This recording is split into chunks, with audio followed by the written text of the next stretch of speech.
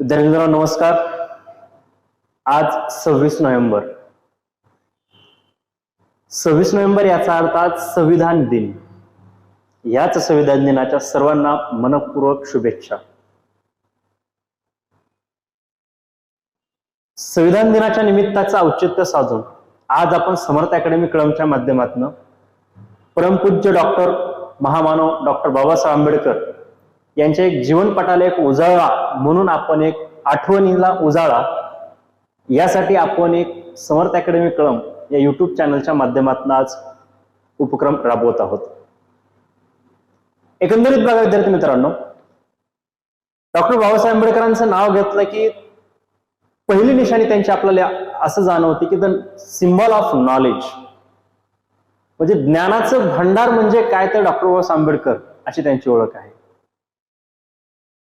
आणि एवढं सगळं ज्ञान असताना सुद्धा त्यांचं मत असं होतं की मी ज्ञानाच्या सागरामध्ये मी फक्त घोटाभर पाणी इतक्यामध्ये आहे. प्रचंड डिग्र्या मिळवल्या, प्रचंड ग्रंथ लिहिले, प्रचंड ज्ञान संपादन केलं, तरी सुद्धा त्यांना त्यांच्या ज्ञानाचा अहंकार कधीच जळला नाही.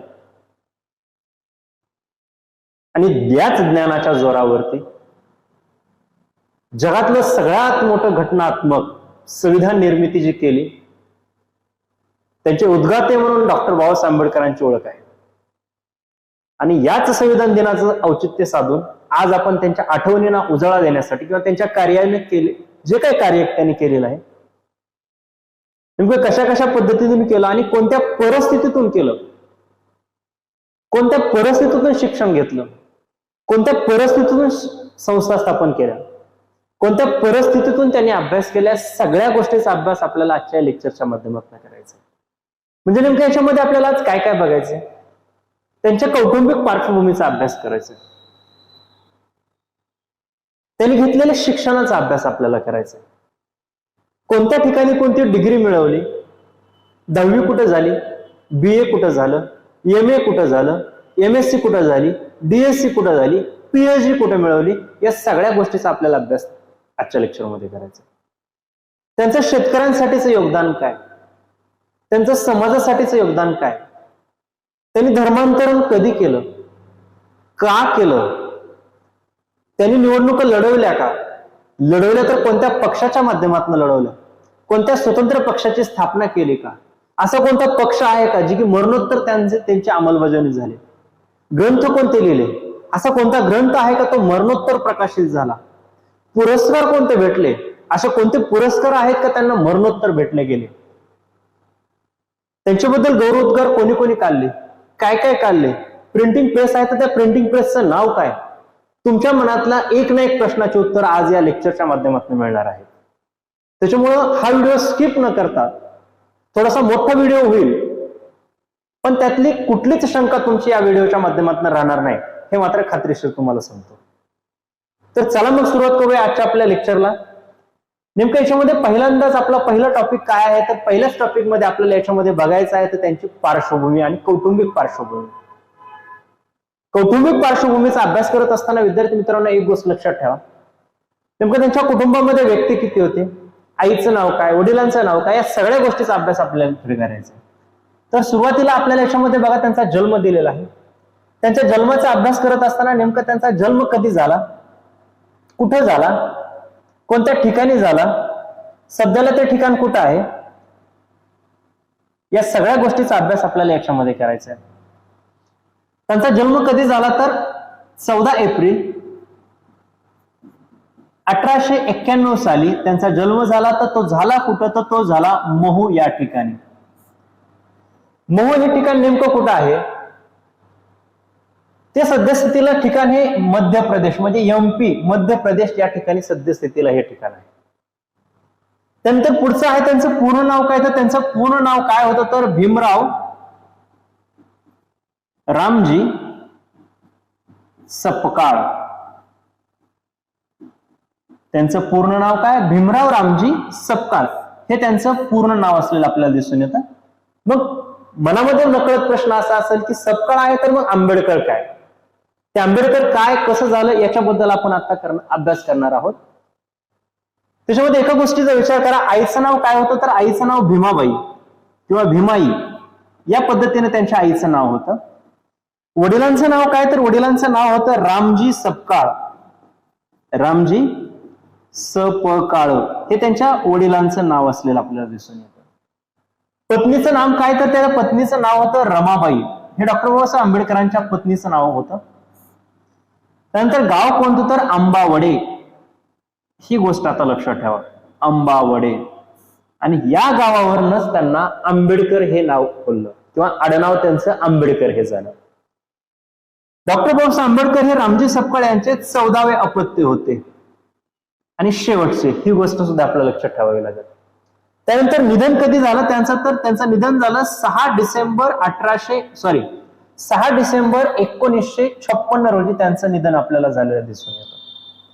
हे त्यांची कौटुंबिक थोडक्यामध्ये आपल्याला पार्श्वभूमीचा अभ्यास करता येईल. म्हणजे नेमकं कौटुंबिक पार्श्वभूमीचा अभ्यास करत असताना वडील रामजी सपकाळ हे लष्कर खात्यामध्ये म्हणजे लष्कर खात्यामध्ये होते. आई भीमाबाई, पत्नी रमाबाई, या पद्धतीने त्यांच्या आपल्या कौटुंबिक पार्श्वभूमीचा अभ्यास करता येईल. त्यानंतर आपल्याला पुढे त्यांच्याबद्दल माहिती पाहता येईल. त्यांचं शिक्षणाचा अभ्यास करत असताना विद्यार्थी मित्रांनो एक गोष्ट लक्षात ठेवा, 1907 रोजी त्यांनी SSC म्हणजे 10वीचं शिक्षण पूर्ण केलं. कधी, 1907 साली त्यांनी 10वीचं शिक्षण पूर्ण केलेलं आपल्याला दिसून येतं. हे SSC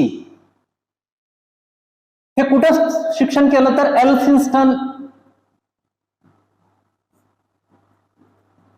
एल्फिन्स्टन हायस्कूल. हे शिक्षण कोणत्या ठिकाणी पूर्ण केलं, तर एल्फिन्स्टन हायस्कूल या ठिकाणी आपल्याला पूर्ण केलेलं दिसून येतं. 1912 साली त्यांनी BA ही पदवी घेतली. 1915 साली त्यांनी MA ही पदवी घेतलेली आपल्याला दिसून येते. 1917 त्यांनी PhD, 1951 त्यांनी MSc ही पदवी घेतलेली आपल्याला दिसून येतं. आणि 1923 साली त्यांनी DSc ही पदवी घेतलेली आपल्याला दिसून येतं. म्हणजे विद्यार्थी मित्रांनो एका गोष्टीचा आपल्याला अभ्यास करत असताना एक गोष्ट आपल्याला लक्षात ठेवावी लागेल की यांच्या माध्यमातून जे काही शिक्षण त्यांनी घेतलेलं आहे, शिक्षणाच्या जोरावरतीच त्यांनी संविधानासारखा जगातला सगळ्यात मोठा ग्रंथ लिहिलेला आपल्याला दिसून येतो. ठीक आहे. आणि हे संविधानाचा विचार करता संविधान निर्मितीला जवळपास 2 वर्ष 11 महिने आणि 18 दिवस एवढा कालावधी त्याच्यासाठी दिलेला. जवळपास 64 लाख रुपये त्याच्यासाठी खर्च आलेला.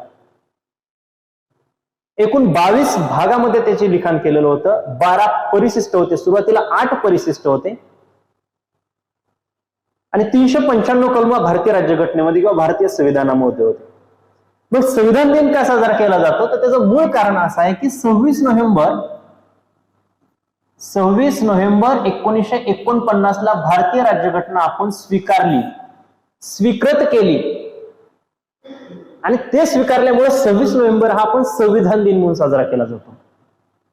BAचा विचार करता BA त्यांनी अर्थशास्त्र आणि राज्यशास्त्र हे 2 विषय घेऊन त्यांनी आपल्याला BA केलेली किंवा BA केलेलं आपल्याला त्या ठिकाणी दिसून येतं. म्हणजे विद्यार्थी मित्रांनो एका गोष्टीचा आपल्याला अभ्यास असा करावा लागेल की MAचा अभ्यास करत असताना MA त्यांनी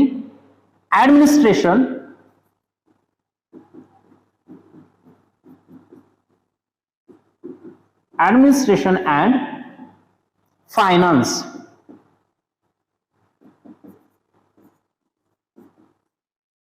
ऑफ ईस्ट इंडिया कंपनी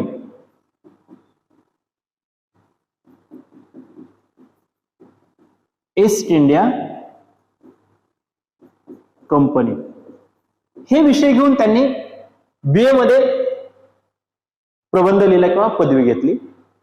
त्यानंतर PhDचा अभ्यास करत असताना भारताच्या राष्ट्रीय नफ्याचा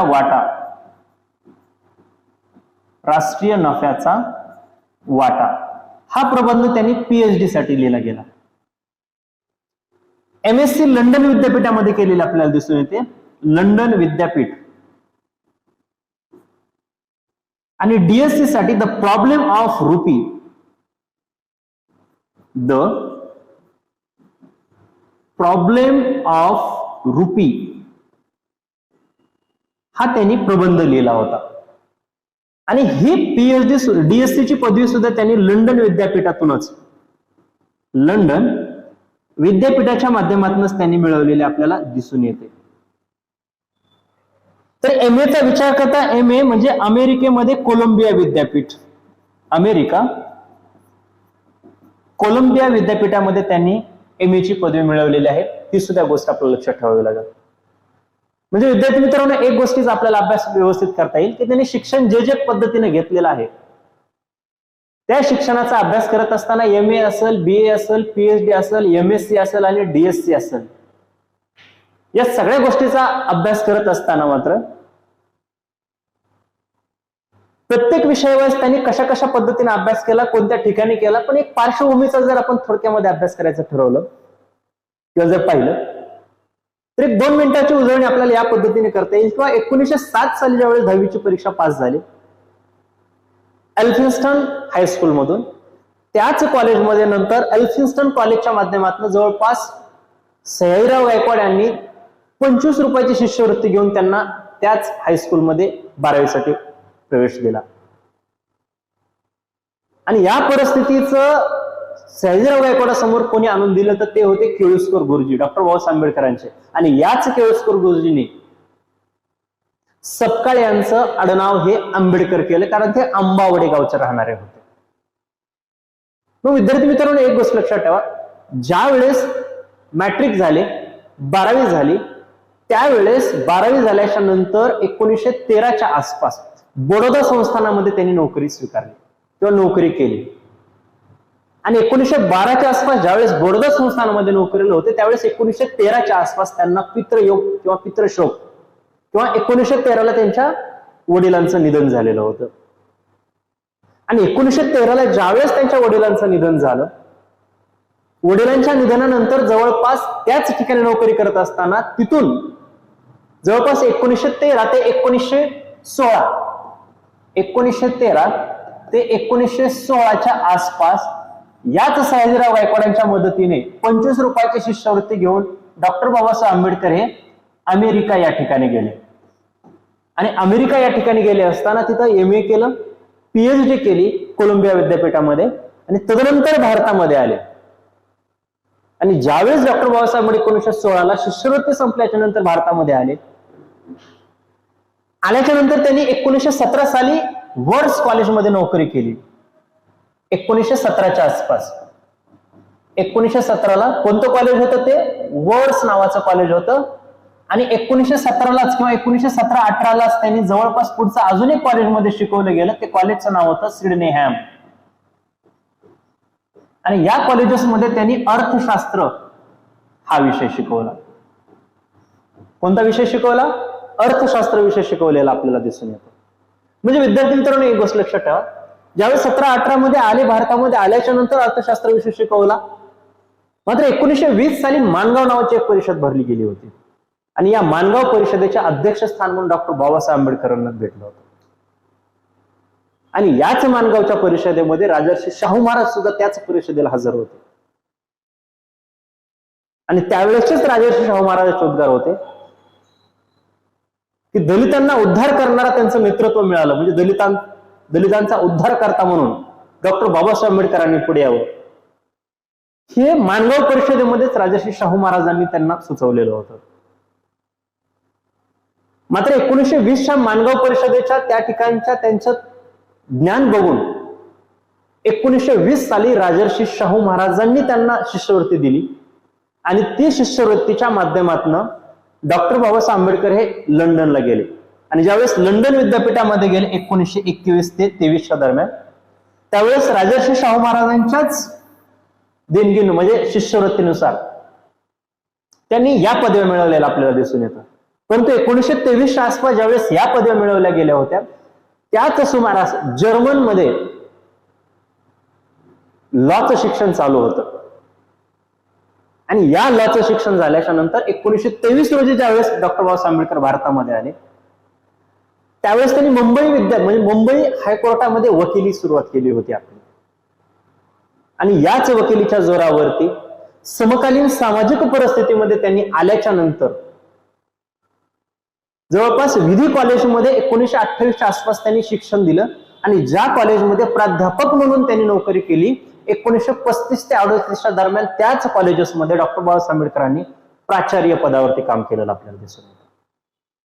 म्हणजे त्यांची थोड्याशा पार्श्वभूमीचा किंवा त्यांनी केलेल्या कार्याचा जर आपण आढावा घ्यायचा तर याच्यामध्ये खूप सारी माहिती देण्यासारखी आहे. परंतु विद्यार्थी मित्रांनो एक गोष्ट लक्षात ठेवा, हे शैक्षणिक क्रांतीमध्ये किंवा एवढ्या पदव्या मिळवलेल्या असताना सुद्धा डॉक्टर बाबासाहेब आंबेडकरांचं मत होतं की मी ज्ञानाच्या घोटाभर सागरामध्ये आहे किंवा घोटाभर पाण्यामध्ये आहे.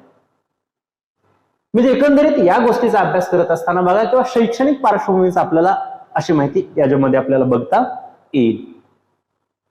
त्यानंतर पुढचा मुद्दा आपल्याला बघा, त्यांनी केलेल्या शैक्षणिक सुधारणा कोणत्या कोणत्या होत्या किंवा शैक्षणिक संस्था त्यांच्या कोणत्या कोणत्या किंवा त्यांनी कोणत्या संस्थेच्या माध्यमातून आपल्याला काम केलेलं आहे हे दिसून येतं. मग याच्यामध्ये बघा 1928 जर आपण थोडासा विचार करायला गेलो तर 1928 मध्ये डिस्परेट क्लासेस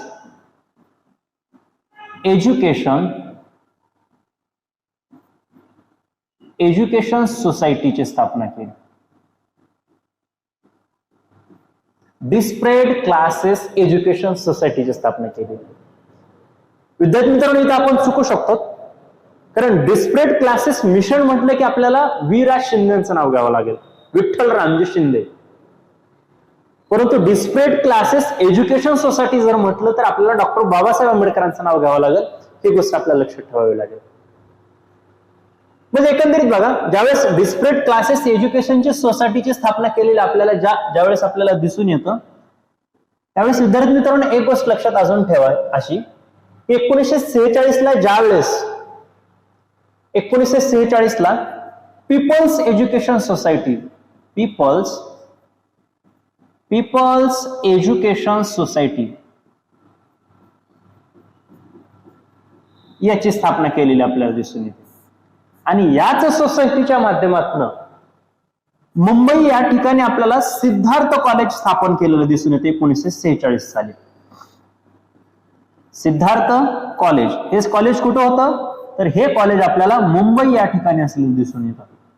आणि या सिद्धार्थ कॉलेजची स्थापना 1946 ला केलेली आपल्याला दिसून येते. आणि पीपल्स एज्युकेशन सोसायटीच्या अंतर्गतच अजून एक मिलिंद कॉलेज नावाचे एक कॉलेज स्थापन केलं, मिलिंद कॉलेज. आणि मिलिंद कॉलेज कुठं आहे तर मिलिंद कॉलेज छत्रपती संभाजीनगर या ठिकाणी आपल्याला मिलिंद कॉलेज असलेलं दिसून येतं, जी की डॉक्टर बाबासाहेब आंबेडकरांनी याची स्थापना केलेली होती.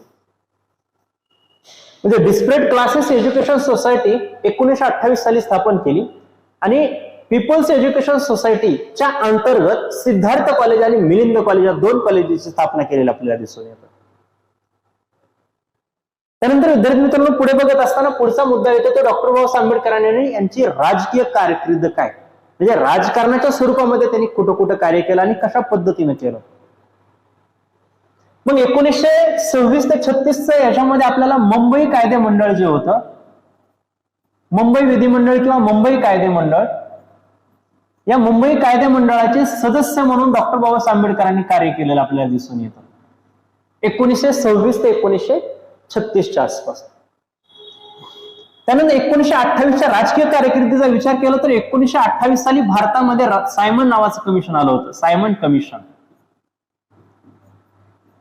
आणि याच सायमन कमिशनला पूर्ण भारतभरामधून विरोध होत होता. मात्र पूर्ण भारतभरामध्ये विरोध होत असताना सुद्धा डॉक्टर बाबासाहेब आंबेडकरांनी अस्पृश्याच्या मतांची जी काही अस्पृश्यावरती अन्याय होत होते या सायमन कमिशन समोर डॉक्टर बाबासाहेब आंबेडकरांनी साक्ष दिली होती की अस्पृश्यांवरती होणारे अन्याय हे कशा पद्धतीने होत आहेत ही साक्ष देणारे सायमन कमिशन समोर 1928 साली डॉक्टर बाबासाहेब आंबेडकर होते. ही सुद्धा गोष्ट आपल्याला लक्षात ठेवावी लागेल. 1930 ते 32 मध्ये इंग्लंड या ठिकाणी गोलमेज परिषदा भरल्या होत्या. राजकीय कार्यकिर्दीचा विचार करता गोलमेज परिषदा 1930 ते 32 ह्या भरल्या होत्या कुठं, इंग्लंड या ठिकाणी. आणि अस्पृश्य समाजाचे प्रतिनिधी म्हणून डॉक्टर बाबासाहेब आंबेडकर हे एकूण 3 गोलमेज परिषदा झाल्या होत्या आणि तीनही गोलमेज परिषदेला हजर राहणारे व्यक्ती म्हणून डॉक्टर बाबासाहेब आंबेडकर होते. ही सुद्धा गोष्ट आपल्याला लक्षात ठेवावी लागेल. त्यानंतर बघा 1932 या ठिकाणी झाला होता तो पुणे करार. 1932 झालेला पुणे करार. याच पुणे कराराला आपण ऐक्य करार या नावाने सुद्धा ओळखलं जातं. ऐक्य करार यालाच गांधी आंबेडकर करार,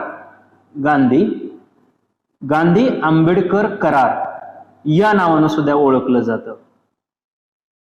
मग विद्यार्थी मित्रांनो, याच्यामध्ये काय झालेलं? पुणे करार का झाला?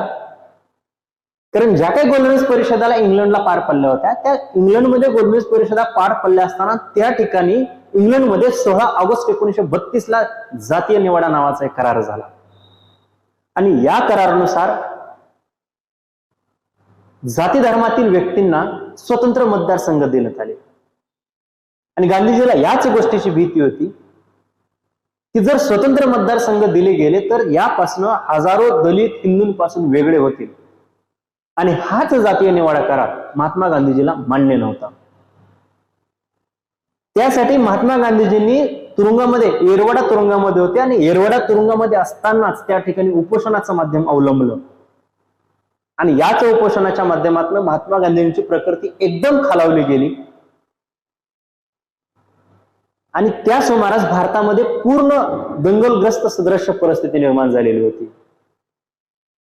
आणि या सर्व गोष्टीचा जाणीव मनाशी ठेवून डॉक्टर बाबासाहेब आंबेडकरांनी एक करार केला.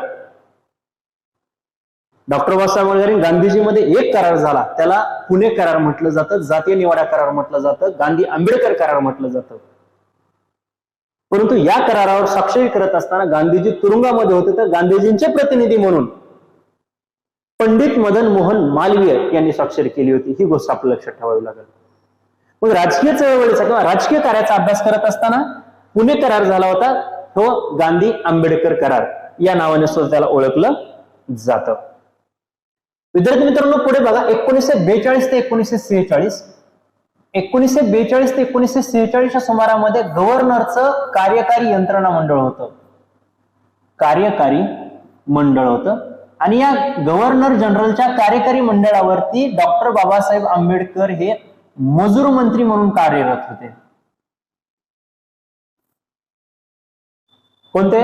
मजूर मंत्री म्हणून गव्हर्नर जनरलच्या कार्यकारी मंडळावरती डॉक्टर बाबासाहेब आंबेडकर हे मजूर मंत्री म्हणून काम करत होते. 29 ऑगस्ट 1947 ला काय झालेलं होतं तर 29 ऑगस्ट 1947 ला मसुदा समितीची स्थापना झालेली होती आणि या मसुदा समितीचे अध्यक्ष म्हणून डॉक्टर बाबासाहेब आंबेडकर यांची निवड केलेली होती. त्यानंतर 1947 ला पंडित जवाहरलाल नेहरूचं जे मंत्रिमंडळ स्थापन केलं, या मंत्रिमंडळाच्या याच्यामध्ये ते कायदा मंत्री म्हणून त्यांनी काम केलेलं आपल्याला दिसून येतं. कोणतं? कायदा मंत्री म्हणून 1947 पंडित जवाहरलाल नेहरू यांच्या मंत्रिमंडळामध्ये कायदा मंत्री. तर 1942 ते 46 मध्ये गव्हर्नर जनरलच्या मंत्रिमंडळामध्ये ते मजूर मंत्री म्हणून कार्यरत होते. ही गोष्ट आपल्याला लक्षात ठेवावी लागेल. 1948 चा विचार केला तर 1948 मध्ये हिंदू कोड बिल मांडलं गेलं होतं. हिंदू कोड बिल हे मांडलं गेलं होतं आणि हिंदू कोड बिलासाठी डॉक्टर बाबासाहेब आंबेडकरांचा विरोध होता आणि हा विरोध असताना सुद्धा हे पारित होण्याच्या मार्गावरती असतानाच 1951 साली डॉक्टर बाबासाहेब आंबेडकरांनी राजीनामा दिला होता. डॉक्टर बाबासाहेब आंबेडकरांनी राजीनामा का दिला तर हिंदू कोड बिलाच्या विरोधामध्ये डॉक्टर बाबासाहेब आंबेडकरांनी राजीनामा दिलेला आपल्याला दिसून येतो. त्यानंतर विद्यार्थी मित्रांनो, थोडस पुढे आलं की 1952 चा अभ्यास करत असताना बघा 1952 चा विचार करता 1952 मध्ये लोकसभेच्या भारतातल्या पहिल्या निवडणुका झाल्या होत्या. कोणत्या? लोकसभा निवडणुका झालेल्या आपल्याला दिसून येतात. आणि 1952 मध्ये लोकसभेच्या जवळपास डॉक्टर बाबासाहेब आंबेडकरांच्या नेतृत्वाखाली 34 जागा लढवल्या गेल्या होत्या आणि या 34 जागेपैकी फक्त 2च जागेवरती डॉक्टर बाबासाहेब आंबेडकरांचे सदस्य निवडून आले होते एकूण लोकसभेचा विचार करता. आणि ह्या लोकसभेच्या निवडणुका यांनी जवळपास शेड्यूल कास्ट फेडरेशन या पक्षाच्या, शेड्यूल कास्ट फेडरेशन या पक्षाच्या माध्यमातून या निवडणुका लढवल्या गेल्या होत्या आणि या निवडणुकीमध्ये 34 जागा लढवल्या गेल्या, त्याच्यापैकी फक्त 2च जागा डॉक्टर बाबासाहेब आंबेडकरांच्या निवडून आलेल्या दिसून येतात त्या लोकसभेच्या. आणि लोकसभेच्या निवडणुकीनंतर आपण जर विधानसभेच्या निवडणुकीचा थोडासा जर अभ्यास केला तर या विधानसभेच्या निवडणुकीमध्ये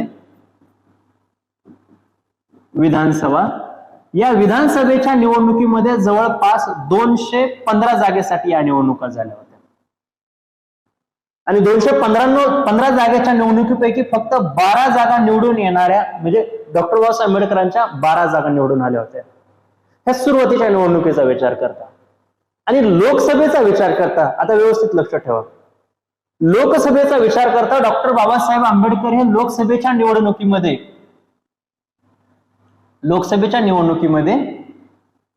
हे उत्तर मध्य या मतदारसंघामध्ये उभारलेले होते आणि तो मतदारसंघ उत्तर मध्य म्हणजे मुंबई या ठिकाणी उभारलेले होते. आणि लोकसभेच्या पहिल्या निवडणुकीमध्ये नारायण काजोळकर हे काँग्रेसचे नेते होते आणि 1952च्या निवडणुकीमध्ये या निवडणुकीच्या माध्यमातून 1952ला डॉक्टर बाबासाहेब आंबेडकरांचा लोकसभेच्या निवडणुकीमध्ये पराभव झाला होता. ही गोष्ट आपण लक्षात ठेवावी लागेल. परंतु एक गोष्ट लक्षात ठेवायला गरजेचं होतं की राज्यघटना लिहिण्यासाठी 1952 पर्यंत डॉक्टर बाबासाहेब आंबेडकरांचं योगदान खूप होतं. इथल्या प्रस्थापित नेते मंडळींना डॉक्टर बाबासाहेब आंबेडकर हे कायदे मंडळामध्ये पाहिजे होते, मंत्रिमंडळामध्ये पाहिजे होते आणि हे मंत्रिमंडळामध्ये पाहिजे होते म्हणून 1952 साली डॉक्टर बाबासाहेब आंबेडकरांना राज्यसभेवरती घेतलं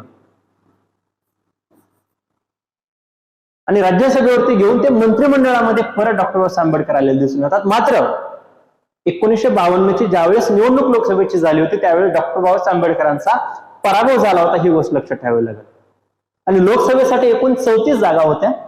34 जागा उभा केलेल्या, त्यापैकी फक्त 2 जागा डॉक्टर बाबासाहेब आंबेडकरांच्या निवडून आलेल्या दिसून येतात. आणि 1900 म्हणजे विधानसभेच्या ज्यावेळेस निवडणुका झाल्या होत्या त्यावेळेस 215 जागांसाठी निवडणुका घेतल्या. त्या 215 पैकी 12 जागांवरती डॉक्टर बाबासाहेब आंबेडकर यांचं सदस्य निवडून आलेले आपल्याला दिसून येतात. मग विद्यार्थी मित्रांनो, या गोष्टीचा थोडासा अभ्यास करत असताना निवडणुकीच्या माध्यमातून किंवा डॉक्टर बाबासाहेब आंबेडकरांचा पराभव करणारे व्यक्ती कोणता? नारायण काजोळकर. ही गोष्ट लक्षात ठेवा. मग लोकसभेच्या निवड म्हणजे 1952 साली ह्या गोष्टीचा आपल्याला अभ्यास करावा लागेल. म्हणजे एकंदरीत ह्या सगळ्या छोट्या छोट्या गोष्टीचा अभ्यास करत असताना नेमकं त्यांनी त्यांच्या उभ्या हयातीमध्ये किंवा त्यांनी जीवन जगत असताना राजकीय स्वरूपामध्ये पहिल्यांदा ते राजकारणापेक्षा समाजकारणावरती आपल्याला फोकस केलेला आपल्याला दिसून येतो. त्यानंतर पुढचा मुद्दा आपल्याला घ्यायचा आहे. तर पुढचा मुद्दा आहे डॉक्टर बाबासाहेब आंबेडकर यांचा राजकीय पक्ष. आता पक्षाचा विचार करता बघा, 15 ऑगस्ट 1936 रोजी स्वतंत्र मजूर पक्षाची स्थापना केली होती. कोणता? स्वतंत्र मजूर पक्ष. आणि या स्वतंत्र मजूर पक्ष स्थापन करण्याचं कारण काय होते? पहिलं आपण मुळाशी जाऊयात, प्रत्येक गोष्ट समजून घेऊयात आपण. नेमकं ते कशासाठी झालं, त्याच वेळेस का झालं, त्याच्या अगोदर झालं नाही, त्याच्या पुढे झालं नाही, त्याच समकालीन परिस्थितीमध्ये त्या गोष्टी का घडल्या याच्याबद्दल आपण अभ्यास करणार आहोत. मग मित्रांनो, ही गोष्ट लक्षात ठेवा, आपण मगाशीच बघितलं की 1930 ते 1932 मध्ये लंडन या ठिकाणी 3 गोलमेज परिषदा झालेल्या होत्या आणि या 3 गोलमेज परिषदेचा अभ्यास करून 1933 ला एक श्वेतपत्रिका तयार केली होती आणि याच 1933च्या श्वेतपत्रिकेनुसार 1935 चा भारत सरकार विषयक कायदा तयार केला होता. भारत सरकार विषयक कायदा. आणि या भारत सरकार विषयक कायद्याच्या माध्यमातून 1937 ला आपल्याला निवडणुका घेतल्या होत्या भारतामध्ये आणि या निवडणुका या प्रांतिक निवडणुका होत्या. या निवडणुका कशा होत्या? प्रांतिक निवडणुका होत्या. आणि याच प्रांतिक निवडणुकीमध्ये डॉक्टर बाबासाहेब आंबेडकरांना आपले प्रतिनिधी तिथे असावे, आपले प्रतिनिधी कायदे मंडळामध्ये असावे यासाठी डॉक्टर बाबासाहेब आंबेडकरांनी स्वतंत्र मजूर पक्षाची स्थापना केली होती. आणि याच स्वतंत्र मजूर संघाची स्थापना केली असताना या सुमारास डॉक्टर बाबासाहेब आंबेडकरांचे या ठिकाणी जवळपास 13 सदस्य निवडून आलेले होते. किती सदस्य? 13 सदस्य निवडून आलेले आपल्याला दिसून येतील. निवडणूक लढवली गेली आणि या निवडणुकीमध्ये 13 सदस्य डॉक्टर बाबासाहेब आंबेडकरांचे निवडून आले होते. आणि ते कोणत्या पक्षाच्या माध्यमातून होतं तर तो पक्षाचं नाव होतं स्वतंत्र मजूर पक्ष. 1936 ला त्याची स्थापना झालेली आपल्याला दिसून येते. ठीक आहे. त्यानंतर विद्यार्थी मित्रांनो पुढे बघा की ज्यावेळेस 18 जुलै 1942 ला अखिल भारतीय शेड्यूल कास्ट फेडरेशनची स्थापना केली. Akhil Bharatiya schedule caste federation या पक्षाची स्थापना केली. आता व्यवस्थित लक्षात ठेवा, अखिल भारतीय शेड्यूल कास्ट फेडरेशनची स्थापना केलेली आपल्याला या ठिकाणी दिसून येते. ठीक आहे. आता याच्यामध्ये बघा, ज्यावेळेस शेड्यूल कास्ट फेडरेशनची स्थापना केली त्यावेळेस 1942 आणि आताच आपण बघितलं की 1952 रोजी याच शेड्यूल कास्टच्या फेडरेशनच्या माध्यमातून लोकसभेच्या निवडणुका लढवल्या गेल्या होत्या. मग विद्यार्थी मित्रांनो एका गोष्टीचा अभ्यास करताना आपल्याला लक्षात ठेवावं लागेल, शेड्यूल कास्ट फेडरेशनचं रूपांतर काही दिवसाच्या नंतर रिपब्लिकन पार्टी ऑफ इंडिया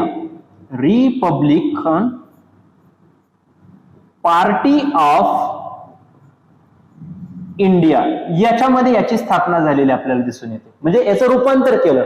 कशाचं रूपांतर केलं? कशाचं? Republican Party of India, schedule caste फेडरेशनचं रूपांतर रिपब्लिकन पार्टी ऑफ इंडिया केलेलं आपल्याला दिसून येतं. म्हणजे जे मूळ पक्ष होते त्या मूळ पक्षामधूनच वेगवेगळे पक्ष स्थापन होत उदयास यायला लागले.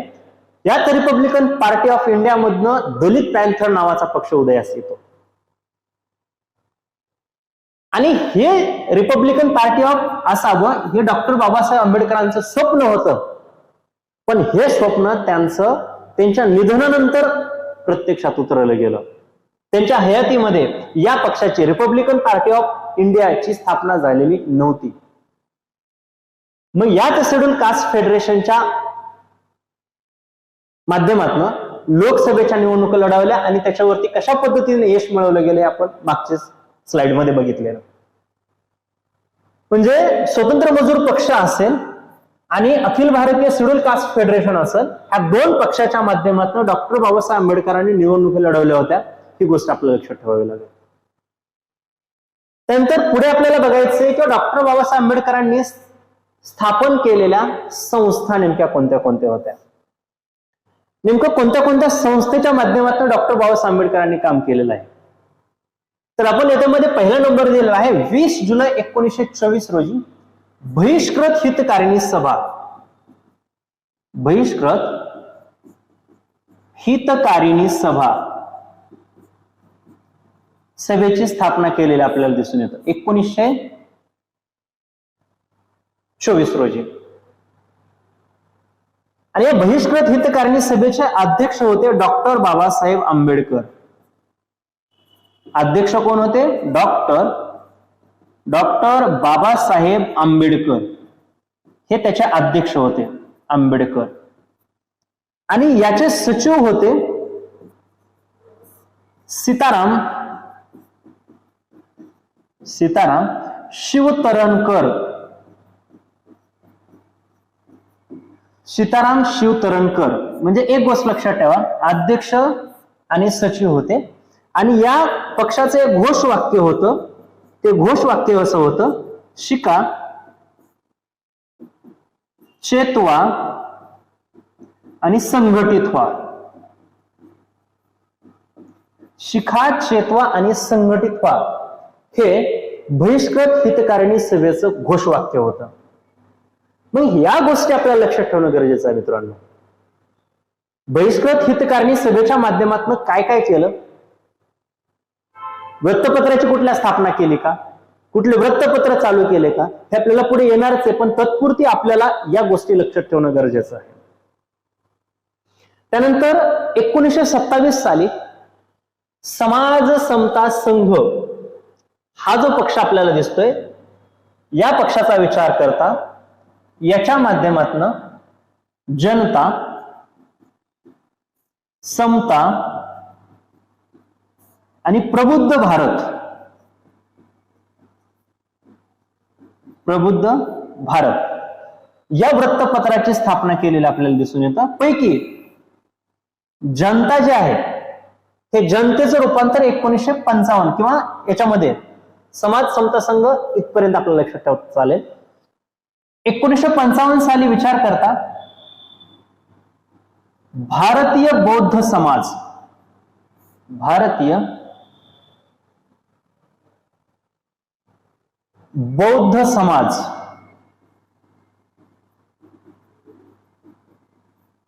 याची स्थापना केलेली आपल्याला डॉक्टर बाबासाहेब आंबेडकरांनी याची स्थापना केलेली आपल्याला दिसून येतं. किंवा भारतीय बौद्ध समाज म्हणण्यापेक्षा महासभा म्हटलं तरी चालेल.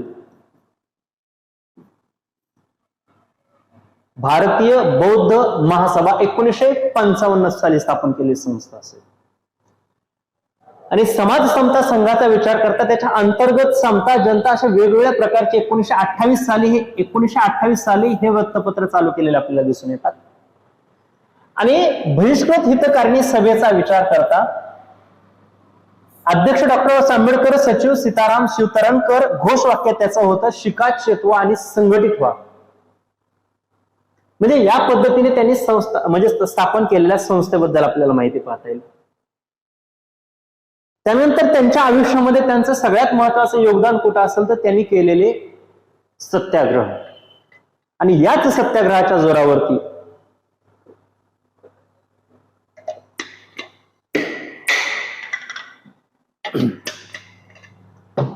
याच सत्याग्रहाच्या माध्यमातून विद्यार्थी मित्रांनो एक गोष्ट लक्षात ठेवा, याच्यामध्ये एकूण त्यांनी 3 प्रकारचे सत्याग्रह आपण महत्वाचे सत्याग्रह घेतलेले आहेत. 1927 साली त्यांनी चौदार तळ्याचा सत्याग्रह केला. चौदार तळ्याचा सत्याग्रह नेमकं काय काय होतं हे आपण बघणार आहोत. चौदार तळ्याचा सत्याग्रह 1927 25 डिसेंबर 1927 ला त्यांनी मनुस्मृती दहन केलं. आपण याच्याबद्दल माहिती बघणार आहोत. मनुस्मृती दहन. आणि 2 मार्च 1930 ला काळाराम मंदिर सत्याग्रह केला. काळाराम मंदिर सत्याग्रह ही गोष्ट आपल्याला लक्षात ठेवावी लागेल. मग मित्रांनो आता एक बघा, ज्यावेळेस त्यांनी आपल्याला काळाराम मंदिर म्हणजे चौदार तळ्याचा सत्याग्रह केला, त्या चौदार तळ्यामध्ये काय होतं, हा सत्याग्रह महाड या ठिकाणी केलेला दिसून येतो. महाड मला वाटतं हे रायगड या ठिकाणी आहे. महाड कुठं, रायगड. अस्पृश्य समाजातील लोकांना पाणी पिण्यास परवानगी त्या ठिकाणी नव्हती. कुठं, चौदार म्हणजे नाशिक या ठिकाणी किंवा रायगड या ठिकाणी महाड. मग आता एक लक्षात ठेवा की 25 डिसेंबर 1900 जवळपास 25 डिसेंबर 1927 ला मनुस्मृतीचं दहन केलं. आणि या नेतृत्व किंवा या मनुस्मृती दहनाचं नेतृत्व कोणी केलं होतं तर त्यांचं नेतृत्व केलं होतं दीपू संभाजी गायकवाड या व्यक्तीने. काय केलं होतं, मनुस्मृतीचं दहन केलं होतं. आणि या दहन करण्याची वेळ का आली तर या मनुस्मृती नावाच्या ग्रंथामध्ये अस्पृश्यांचं समर्थन करणारं होतं. म्हणजे अस्पृश्यावरती जी वेळ आपण जी अन्यायकारक वागणूक दिली जात आहे ती योग्यच आहे हे असं त्याचं समर्थन करणारा तो ग्रंथ होता. त्याच्यासाठी त्या ठिकाणी दीपू संभाजी गायकवाड या व्यक्तीच्या नेतृत्वाखाली त्या ठिकाणी आपल्याला त्याचं दहन केलेलं दिसून येतं. ती सुद्धा गोष्ट आपल्याला लक्षात ठेवावी लागेल. आणि काळाराम मंदिर प्रवेश काय होता तर अस्पृश्य समाजातील व्यक्तींना मंदिरामध्ये प्रवेश करण्यास परवानगी नव्हती. मग विद्यार्थी मित्रांनो, काळाराम मंदिर प्रवेश करत असताना याच्या नेतृत्व म्हणजे यांचं नेतृत्व दादासाहेब गायकवाड या व्यक्तीने केलं होतं.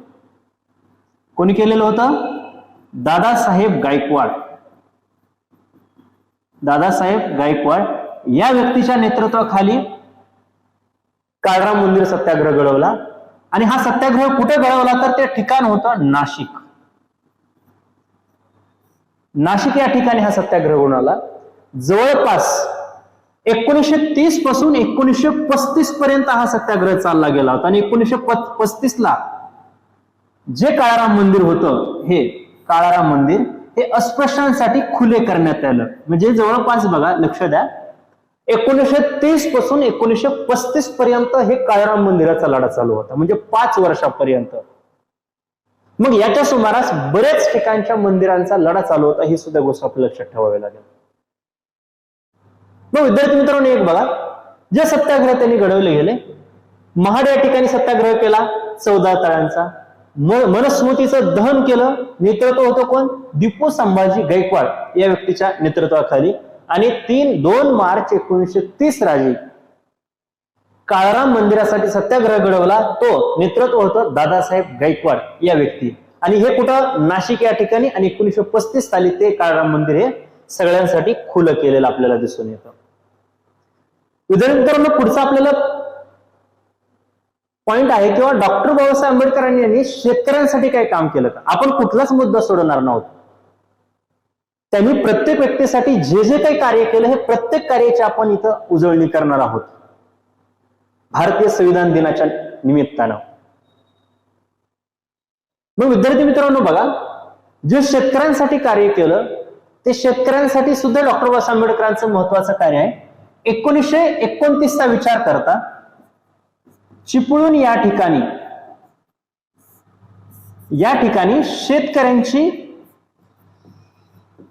शेतकरी परिषद भरवली गेली होती. चिपळूण या ठिकाणी शेतकरी परिषद भरवली गेली होती. आणि या शेतकऱ्यांच्या परिषदेचे अध्यक्ष झाले होते, याचे अध्यक्ष होते डॉक्टर बाबासाहेब आंबेडकर. याचे अध्यक्ष कोण होते? डॉक्टर बाबासाहेब आंबेडकर हे शेतकऱ्यांच्या परिषदेचे अध्यक्ष होताना आपल्याला दिसून येतात. त्यानंतर दुसरं कार्य त्यांनी काय केलं शेतकऱ्यांसाठी? तर शेतकऱ्यांसाठी त्यांनी केलेलं दुसरं कार्य काय होतं? तर त्यांनी 10 जानेवारी 1938 ला काय घडलं होतं? कोकण या प्रदेशामध्ये किंवा कोकण या विभागामध्ये खोती नावाची एक शेतीविषयक पद्धत होती, खोती. आणि ही खोती पद्धत शेतकऱ्यांसाठी कशी होती? अन्यायकारक होती. म्हणून डॉक्टर बाबासाहेब आंबेडकर यांच्या नेतृत्वाखाली काय झालं? जवळपास कोकणातले 25,000 शेतकरी डॉक्टर बाबासाहेब आंबेडकरांनी सोबत घेतले. आणि हे मुंबई कायदे मंडळावरती किंवा मुंबई विधान मंडळावरती त्यांनी मोर्चा काढला होता. मुंबई विधान मंडळावरती डॉक्टर बाबासाहेब आंबेडकरांनी 25,000 शेतकऱ्यांना सोबत घेऊन खोती पद्धतीच्या विरोधामध्ये डॉक्टर बाबासाहेब आंबेडकरांनी मोर्चा काढलेला आपल्याला दिसून येतो. म्हणजे हे शेतकऱ्यांसाठी त्यांनी दिलेली एक, म्हणजे त्यांच्या नेतृत्वाखाली केले गेलेले हे एक कार्य होतं. आणि दामोदर खोरे परियोजना, हे दामोदर खोरे परियोजना काय होती? तर ही बहुउद्देशीय प्रकल्प आहे. हा बहुउद्देशीय प्रकल्प म्हणजे नेमकं काय आहे? तर या प्रकल्पाच्या अंतर्गत वीज निर्मिती सुद्धा केली जाते. या प्रकल्पाच्या अंतर्गत जलसिंचनाच्या सुविधा सुद्धा केल्या जातात. आणि पहिल्या आणि दुसऱ्या पंचवार्षिक योजनेचा जर आपण अभ्यास करायचं गेलं तर त्याच्यामध्ये सुद्धा दामोदर खोरे परियोजना किंवा दामोदर खोरे प्रकल्प योजना, भाकरा नांगल प्रकल्प योजना, अशा जलसिंचनाच्या वेगवेगळ्या सोयी सुविधा डॉक्टर बाबासाहेब आंबेडकरांनी शेतकऱ्यांसाठी हे केलेलं होतं. त्यानंतर शेतकऱ्यांसाठी डॉक्टर बाबासाहेब आंबेडकरांचं एक मत होतं किंवा शेतीचं राष्ट्रीयकरण झालं पाहिजे. ही पहिली मागणी, राष्ट्रीयकरण. ही मागणी डॉक्टर बाबासाहेब आंबेडकरांनी 1956च्या अगोदरच्या कालखंडामध्ये केलेली. शेतीचं राष्ट्रीयकरण झालं पाहिजे. आजच्या परिस्थितीमध्ये जसं बँकांचं राष्ट्रीयकरण केलं जातं त्या पद्धतीनं त्या समकालीन परिस्थितीमध्ये शेतकऱ्यांच्या शेतीचं सुद्धा राष्ट्रीयकरण झालं पाहिजे. ही मागणी डॉक्टर बाबासाहेब आंबेडकरांनी मागणी केलेली होती. म्हणजे अशा वेगवेगळ्या पद्धतीच्या माध्यमातून डॉक्टर बाबासाहेब आंबेडकरांनी शेतकऱ्यांसाठी सुद्धा कार्य केलेलं आपल्याला दिसून येतं. त्यानंतर पुढे बघा, डॉक्टर बाबासाहेब आंबेडकरांचं धर्मांतरण केलं. 1935 हे साल असं उजळलं होतं. या 1935 सालामध्ये जवळपास येवला या ठिकाणी येवला या ठिकाणी डॉक्टर बाबासाहेब आंबेडकरांनी एक शपथ घेतली होती. आणि ती शपथ अशी होती की शपथ काय होती ती की मी हिंदू म्हणून जरी जन्माला आलो असेल, हिंदू म्हणून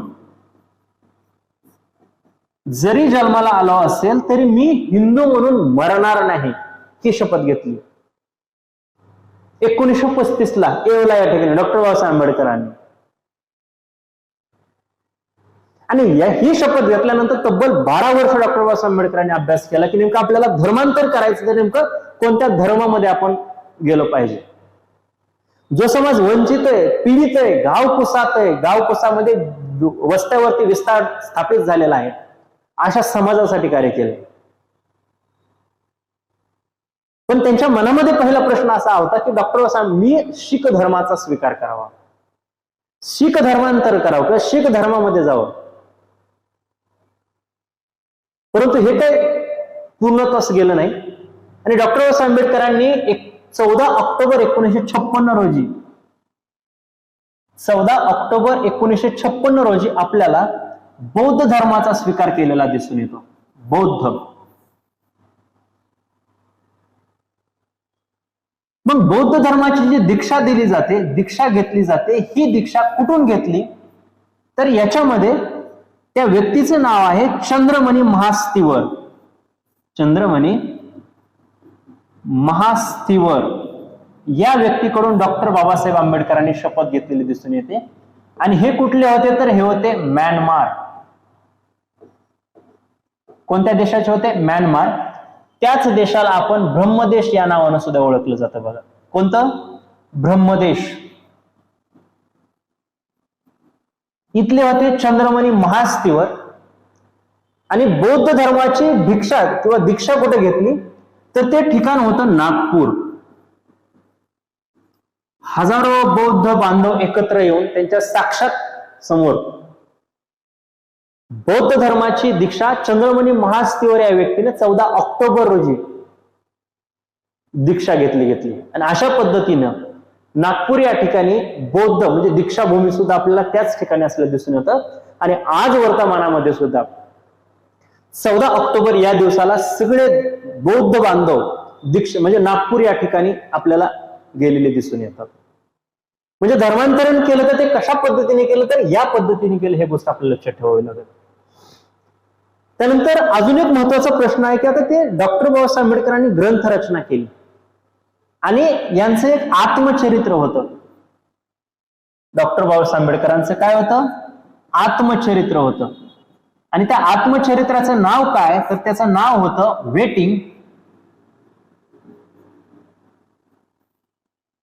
फॉर अ विजा. हे डॉक्टर बाबासाहेब आंबेडकरांचं आत्मचरित्र आहे, ही गोष्ट लक्षात ठेवावी लागेल. वेटिंग फॉर अ विजा. मग याच्यासोबत त्यांनी काय एवढेच ग्रंथ लिहिले का? असे भरपूर ग्रंथ त्यांनी लिहिलेले आपल्याला दिसून येतील. रानडे, गांधी अँड झीना हा एक ग्रंथ त्यांनी लिहिला होता. त्यानंतर दुसरा ग्रंथ लिहिला होता द अनटचेबल. The untouchable. पुढे लिहिला त्यांनी the problem of rupee. The problem of rupee, भारतीय रुपयाचा प्रश्न, हा ग्रंथ लिहिलेला आपल्याला दिसून येतो. Thoughts on Pakistan. Thoughts on Pakistan. Pakistan. त्यानंतर पुढे बघा Buddha and his Dhamma. Buddha and his Dhamma. Buddha and his Dhamma. The minorities. The minorities. असे बहुसंख्य ग्रंथ आहेत. बहुसंख्य ग्रंथ. The administration. Administration and economy किंवा administration, finance of East India company, of East India company. असे भरपूर ग्रंथ डॉक्टर बाबासाहेब, भरपूर ग्रंथ आहेत, भरपूर. आणि एवढं ग्रंथ लेखन केलं असताना सुद्धा ते म्हणतायत की ज्ञानाच्या मी घोटाभर किंवा सागराच्या ज्ञानाच्या मी घोटाभर पाण्यामध्ये आहेत. म्हणजे ह्या गोष्टीचा ज्यावेळेस आपण अभ्यास करतो, त्यांच्या ग्रंथलेखनाचा ज्यावेळेस आपण अभ्यास करण्याचा प्रयत्न करतो, त्यांनी लिहिले प्रबंधाचा ज्यावेळेस आपण त्यांच्या लिखाणाचे ज्यावेळेस म्हणजे वैचारिक आणि विशेष विद्यार्थी मित्रांनो, हे जेवढे सगळे ग्रंथ आहेत ना, हे सगळेचे सगळे ग्रंथ इंग्रजी या भाषेमध्ये आहेत. कोणत्या? कारण त्या समकालीन परिस्थितीमध्ये इंग्रजांना सुद्धा कळावं की जे दलित समाज आहे, पीडित समाज आहे, घावकुसामध्ये बसलेला समाज आहे, याच्यावरती कशा पद्धतीने अन्याय होत आहेत ते इंग्रजांना सुद्धा कळावं. या कारणास्तव डॉक्टर बाबासाहेब आंबेडकरांनी जेवढे काही ग्रंथ लिहिले आहेत ते सर्वचे सर्व ग्रंथ हे आपल्याला इंग्रजीमध्ये लिहिलेले आहेत. ही गोष्ट आपल्याला लक्षात ठेवावी लागेल. ठीक आहे, म्हणजे असे भरपूर सारे ग्रंथ आहेत, एक ग्रंथ नाहीये. ठीक, त्यानंतर चला पुढे बघूयात. पुढचा आपला मुद्दा, डॉक्टर बाबासाहेब आंबेडकर यांनी पत्रकारिता म्हणजे त्यांनी किंवा त्यांच्या मार्गदर्शनाने किंवा त्यांनी स्वतःने सुरुवात केलेली वृत्तपत्र नेमके कोणते कोणते आहेत. मग या वृत्तपत्राचा अभ्यास करत असताना आपण फक्त इथे चार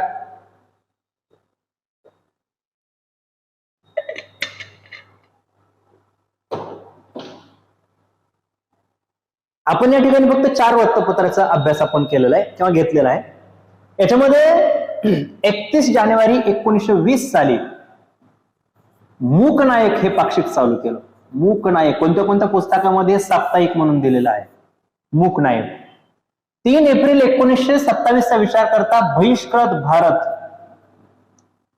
बहिष्कृत भारत.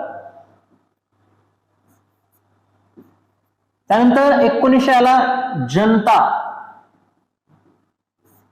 आणि 1956 ला त्याचंच रूपांतर प्रबुद्ध भारत.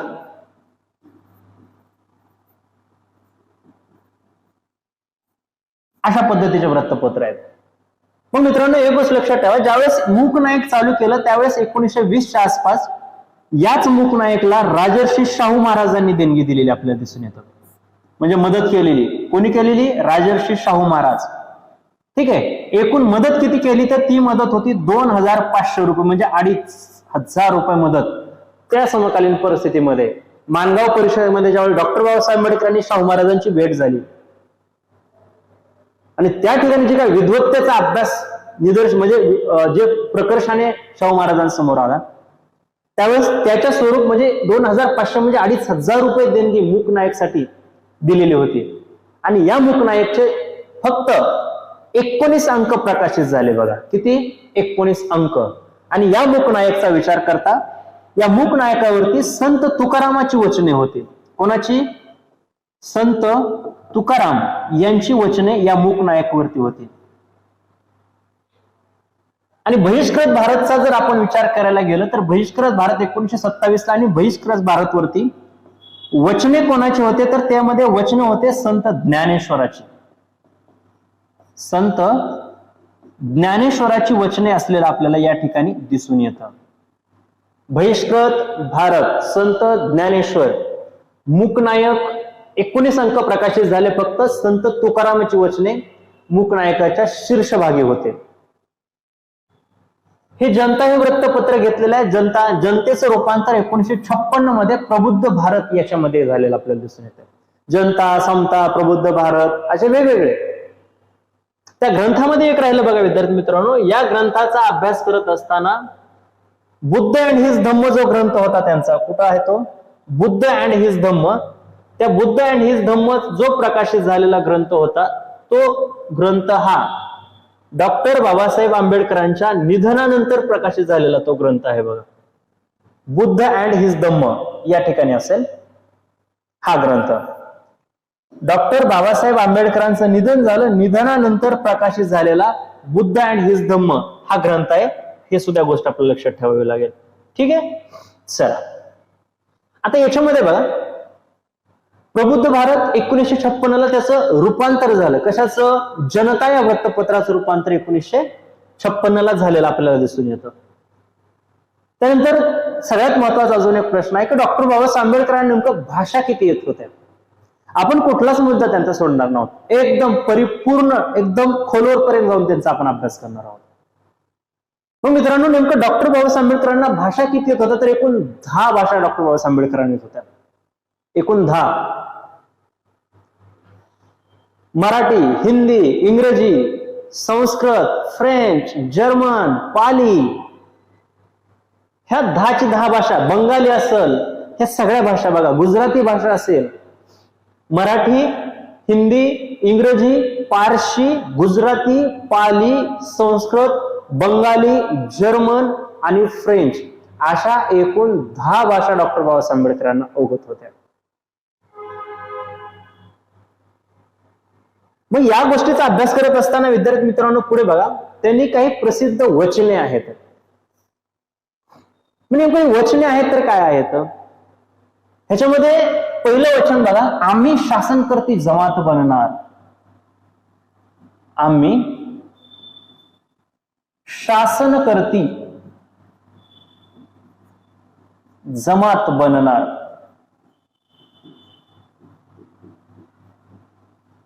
असे भरपूर वचन आहेत, भरपूर. हे वाक्य का बरं?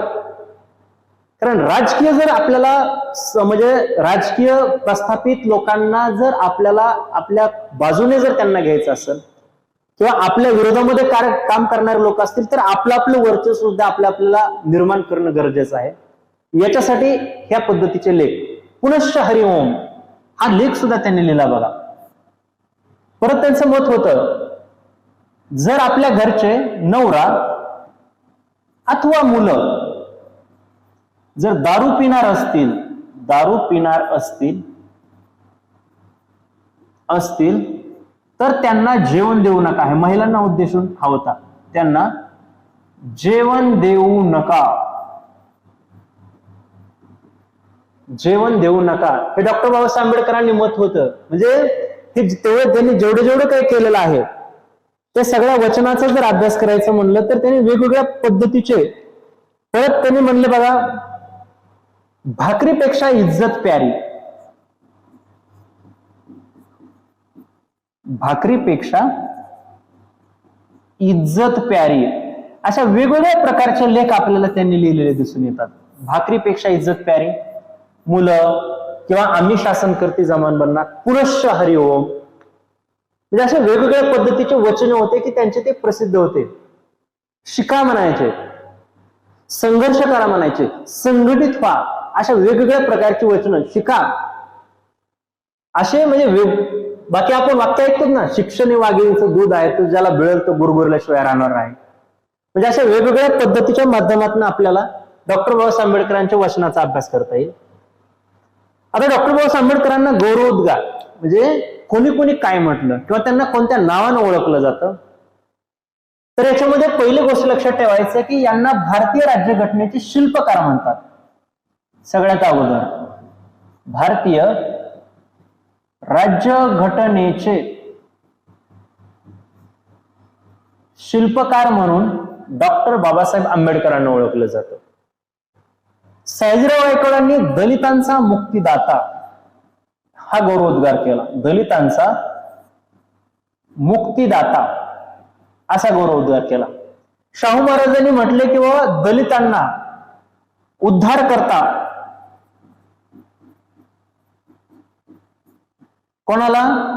दलितांना उद्धार करता मिळाला त्यांचा जातीचा किंवा त्यांना त्यांच्या समाजाचा, त्यांना अस्पृश्य समाजाचा उद्धार करणारा कोणीतरी उद्धार करता मिळाला.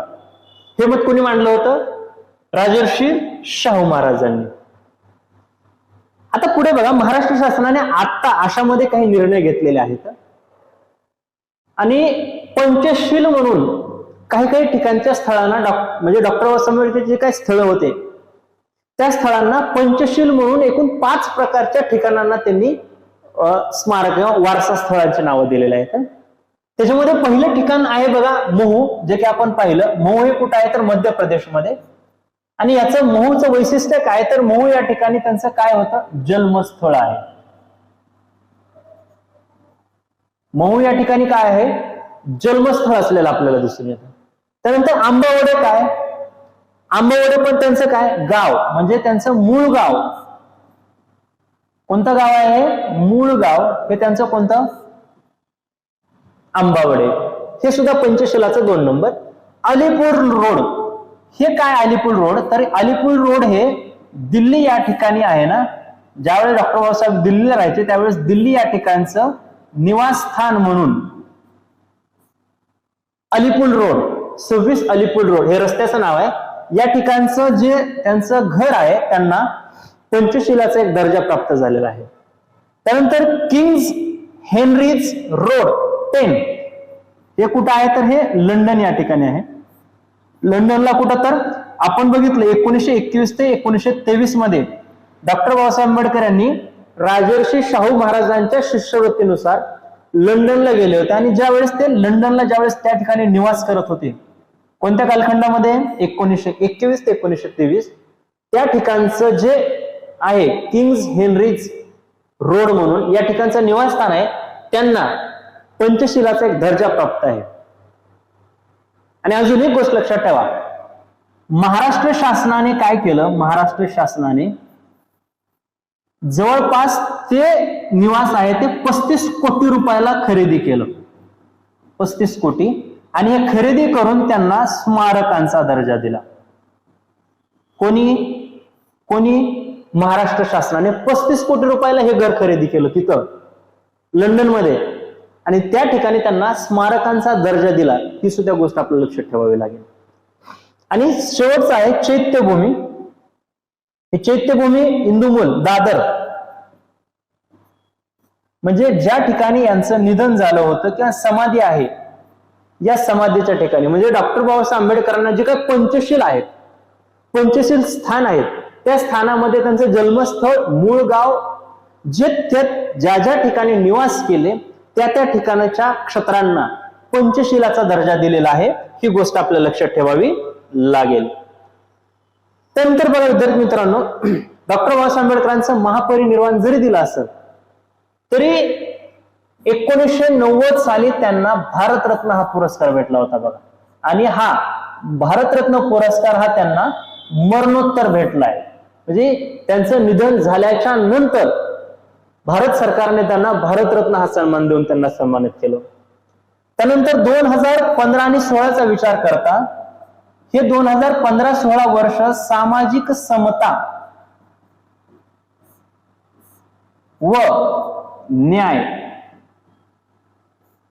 हे वर्ष म्हणून साजरं केलं बघा.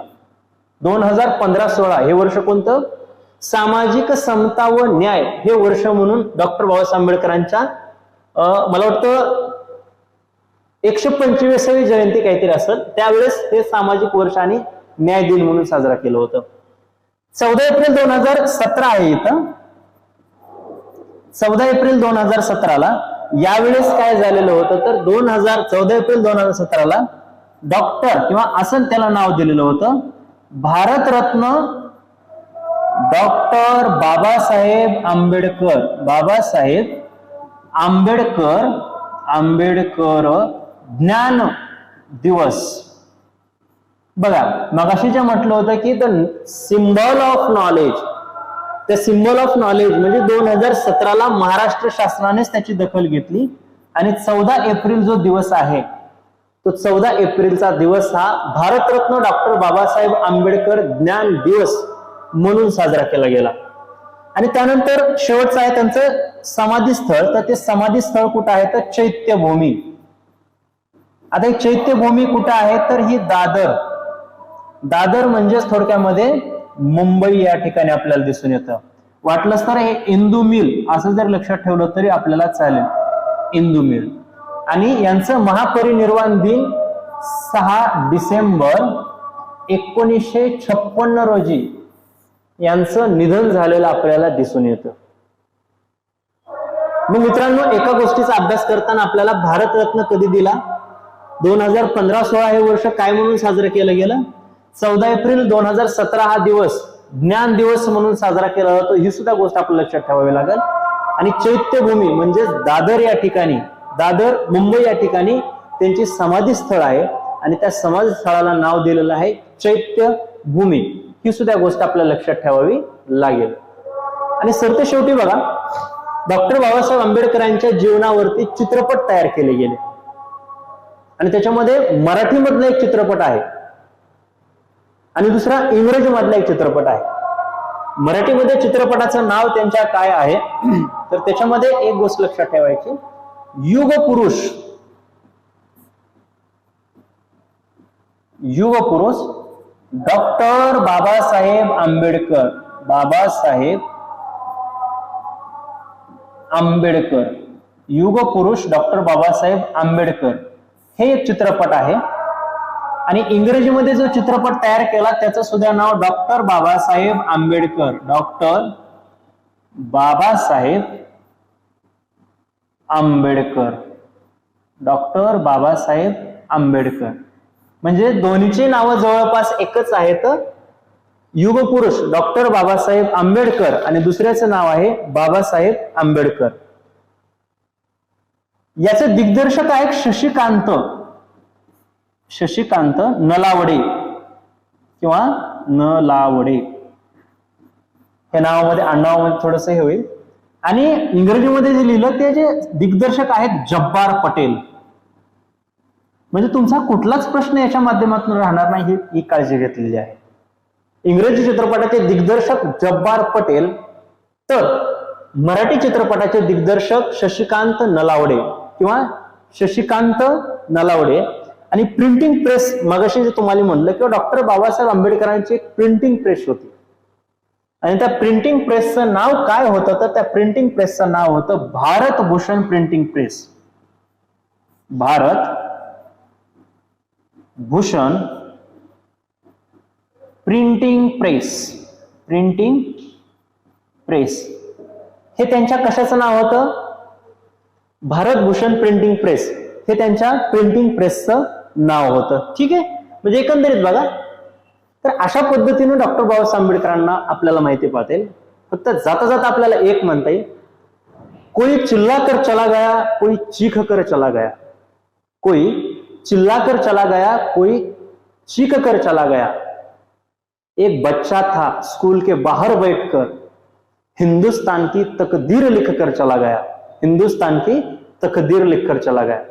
म्हणजे विद्यार्थी मित्रांनो बघा अशा पद्धतीनं महामानव परमपूज्य डॉक्टर बाबासाहेब आंबेडकर यांच्याबद्दल आपल्याला माहिती पाहता येईल. जर तुम्हाला हा व्हिडिओ खराच आवडला असेल तर कमेंटमध्ये 100% कळवा की हा तुम्हाला व्हिडिओ कसा आवडला. आणि जर आवडला असेल तर समर्थ अकॅडमी युट्यूब चॅनलला सबस्क्राईब करा, लाईक करा आणि शेअर आपल्या मित्रांना शेअर सुद्धा करायला विसरू नका. तर या ठिकाणी आपण थांबूयात. भेटूयात पुढच्या लेक्चरमध्ये. धन्यवाद.